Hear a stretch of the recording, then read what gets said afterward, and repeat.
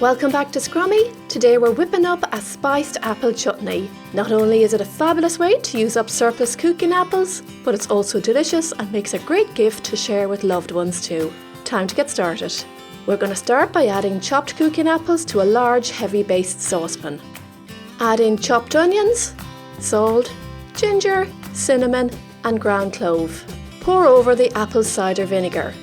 Give it a good mix so that everything is well combined. Now let's get this over some heat, pop the lid on and bring to a boil and simmer for about 30 minutes. After 30 minutes the mixture will have broken down and will have a pulp-like consistency. Give it a good stir before adding in sugar and sultanas. Mix again and continue to mix until all the sugar is fully dissolved. Now you can turn the heat up, bring to a low boil and boil uncovered for about 30 to 40 minutes. Stir regularly so it doesn't stick to the bottom of the saucepan. You'll know when the chutney is done when it's reduced in size and there's less liquid on top. This is ready, so remove from the heat. It's extremely hot, so I like to let it cool for about 10 minutes before I spoon it into sterilised jars. When the jar is full, pop the lid on and seal it tight.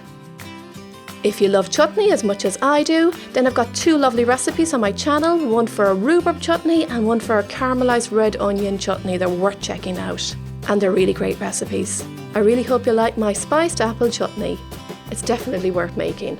Okay guys, so don't forget to subscribe or follow my page so you don't miss out on my recipes. Happy baking everyone! Enjoy!